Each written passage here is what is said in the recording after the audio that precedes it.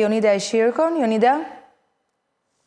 Ju përshëndes, në fakt edhe në pikën kufitare të Kakavijes ka patur një rritje të fluksit të udhëtarëve, sidomos përgjatë 24 orëve të fundit, ku sipas të dhënave që kemi marrë nga pika kufitare e Kakavijes, është regjistruar një fluks i lartë kryedalisht me një regjistrim për punim të dhënash prej 10.076 shtetas, nga të cilët 6.838 në hyrje dhe 3.238 në dalje, ndërsa për sa i përket automjeteve 3.358 në total, 2.411 në hyrje dhe 947 në dalje.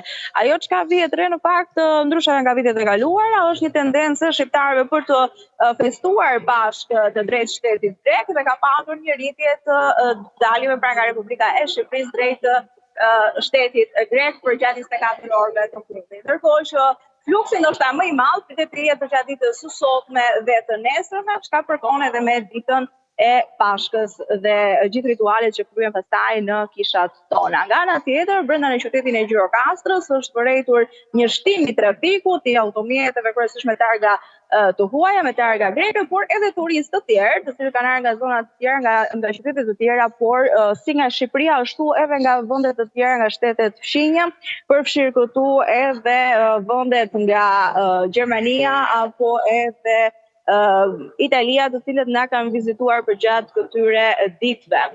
Kështu që edhe pjesa e hotelerive apo e bujtinave në Gjirokastër kanë sjell një rezervime më shumë dhe kuptohet që këto pash do jenë ndoshta me numrin më të lartë të turistëve krahasuar me vitet e mëparshme. Pra po ndjet atmosfera festive. Po, ndryshe nga herët e tjera, po vjet re.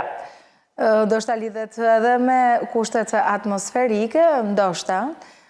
Gjithsesi, duket që do të jemi në kushte të qëndrueshme, çka mund të bëjnë që edhe të festohet. Megjithatë, në orët në vijim, Jonida, do të shohim se mos kemi të bëjmë me largime masive drejt tokës greke për të festuar diçka ndryshe në fakt. Ndërkohë, folë për rezervimet dhe hoteleria, e cila është në kushtet mira, dhe kjo është një tregues pozitiv në fakt, edhe për industrinë e turizmit, por ka ndryshuar diçka se takon çmimeve, e qenë se kemi çështjen e naftës, produktet bujqësore që janë rritur. Në fakt, që prej fillimit të muajit është vërejtur kjo rritja e çmimeve dhe ndoshta ka ndikuar edhe çmimi i karburanteve, çmimet që janë jo vetëm në hoteleri, por në shumë sektore të tjerë pastaj, përfshirë këtu edhe pjesën e akomodimit, por gjithashtu edhe të vetë shërbimeve të tjera që kemi në Gjirokastër, deri te produktet bazë të shportit që kanë pësuar po ashtu rritje. Pra ka patur një efekt zinxhir.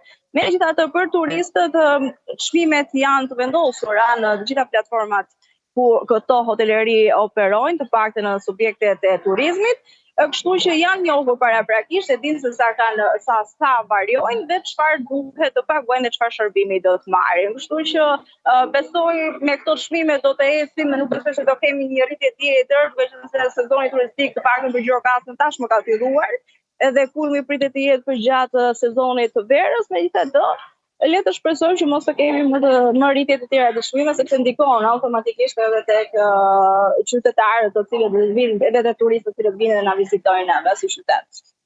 Faleminderit, Jonida, të përshëndes. Faleminderit.